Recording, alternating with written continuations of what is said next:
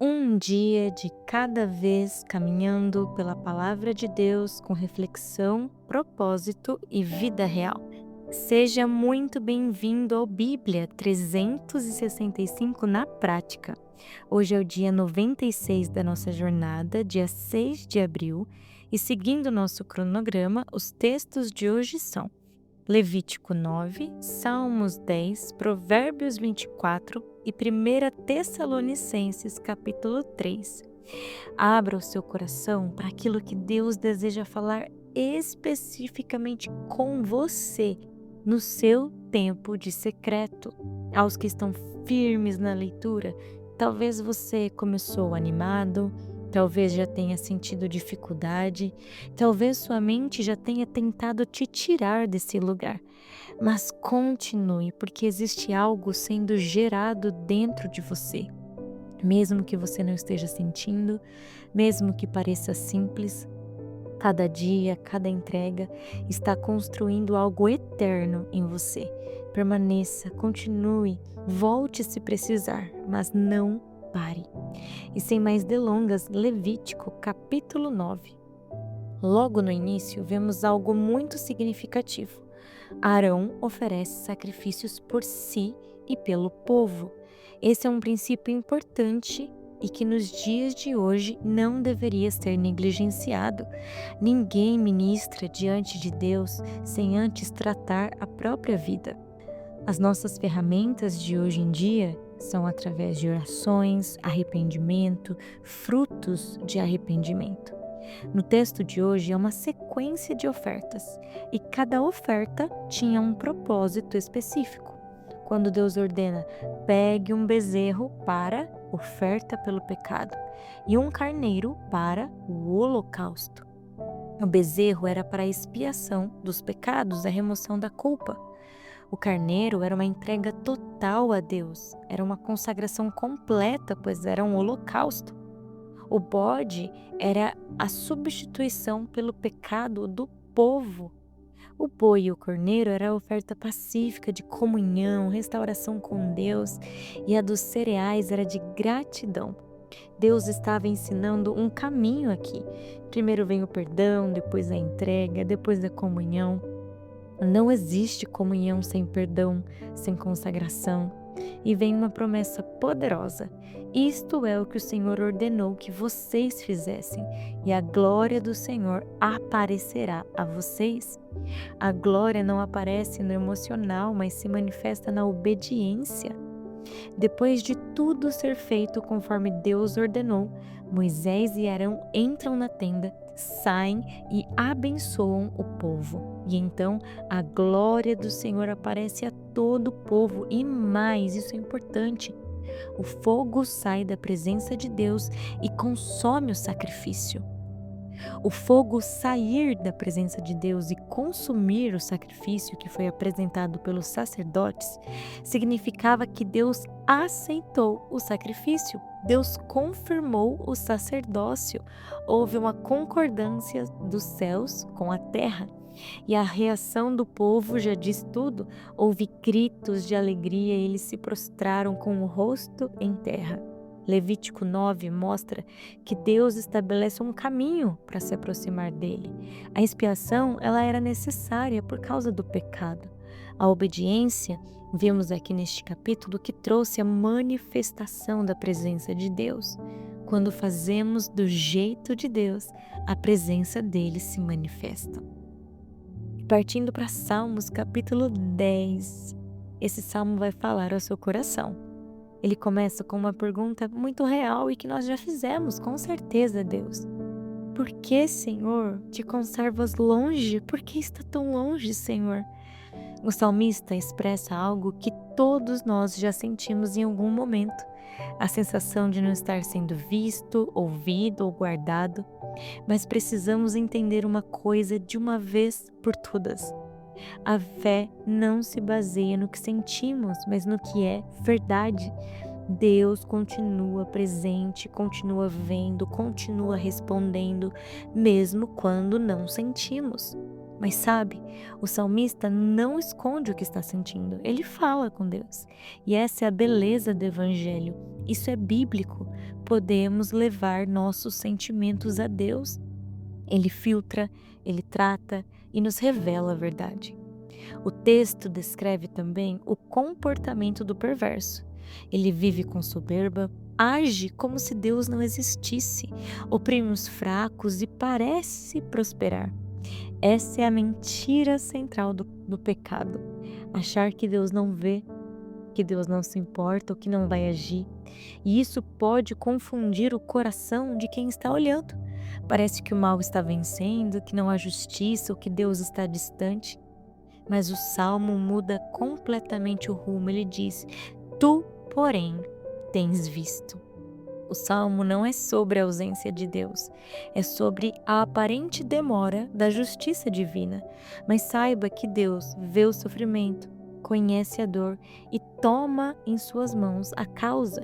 E então vem a resposta do coração do salmista: Levanta-te, Senhor. Ele clama com fé. O Senhor é Rei eterno. Tens ouvido, ouvirás o clamor. O problema nunca foi Deus estar ausente. O problema é o nosso olhar limitado diante do tempo de Deus. Quando não sentir, continue crendo. Quando parecer silêncio, continue orando. Quando parecer injustiça, continue confiando, porque Deus não mudou, Ele continua vendo tudo. E partindo para Provérbios, capítulo 24. Aqui o autor finaliza os 30 conselhos e reforça outros princípios muito diretos para a vida. Ele alerta: não inveje quem vive no mal, porque por trás existe violência, destruição e um caminho sem futuro. Sabe, nesse capítulo existem muitos conselhos práticos. É necessário que você leia com calma e colha aquilo que precisa individualmente. Um ponto muito direto para o coração é quando ele aconselha: se você se mostra fraco no dia da angústia, sua força é pequena. Isso revela que a força não se prova no conforto, mas na pressão. E a nossa estrutura espiritual aparece quando vem o dia difícil. Quer saber como anda a sua força? Espere pelo dia da angústia. E ao perceber como está, entenda onde precisa se fortalecer e comece a buscar isso em Deus. Deixe Ele te lapidar no secreto. Esse capítulo também mostra que Deus pesa os corações e vê tudo. Ele não só vê o que fazemos, mas também o que escolhemos ignorar. Um outro versículo forte é quando ele diz: o justo cai, mas se levanta. A diferença não é cair ou não cair, é permanecer ou não no chão. E deixa eu te contar um segredo: todos caem, mas poucos escolhem se levantar. O texto vai mostrar que até o nosso inimigo cai, mas ele nos traz um alerta: não se alegre com a queda do inimigo. Isso revela maturidade espiritual. Deus trata corações, não só atitudes. No Novo Testamento, ele vai dizer: você que está em pé, cuide para que também não caia. O texto vai discorrer diversos conselhos, leia com atenção. A vida é construída nessas pequenas decisões diárias, com sabedoria, constância e temor ao Senhor. E para finalizar o dia de hoje, 1 Tessalonicenses capítulo 3. Já acabamos este livro, e esse capítulo de hoje revela algo muito forte sobre Paulo. Ele não estava apenas pregando, ele estava cuidando de pessoas. Essa é a essência do ministério de Paulo. Ele diz que não conseguiu mais esperar, que achou por bem ficar em Atenas e enviar Timóteo. Ele abriu mão da própria companhia para enviar Timóteo até eles e garantir que a fé deles fosse fortalecida. Isso mostra como a nossa fé precisa ser alimentada, especialmente em tempos de tribulação. E Paulo traz uma realidade que é importante. As tribulações fazem parte do caminho. A igreja primitiva já era ensinada desde o início que seguir a Cristo inclui sim enfrentar dificuldades, não é exceção, é parte da jornada. Jesus mesmo já havia nos avisado. Neste mundo vocês terão muitas aflições, mas tenham bom ânimo. Eu venci o mundo e ele vive dentro de nós. Cristo vive em nós. Se ele já venceu, nós somos mais do que vencedores. Paulo ainda diz: temendo que fossem provados pelo tentador. Paulo mostra que existe uma batalha espiritual que envolve essa realidade. O inimigo tenta enfraquecer a fé, tenta sim desanimar, tenta fazer com que nós, eu e você, venhamos a retroceder. É importante que estejamos atentos. Quando Timóteo retorna, ele traz boas notícias, que aquele povo estava com uma fé viva, um amor presente, e só assim Paulo consegue relaxar, pois percebe que eles estão firmes no Senhor. A alegria dele não estava em resultados, mas em ver pessoas firmes em Deus. Este é o meu desejo neste projeto também, ver cada ouvinte firme em Deus. Esse é o coração de quem vive o Evangelho de verdade. Paulo finaliza dizendo que orava dia e noite para que fosse suprido o que ainda faltava na fé deles.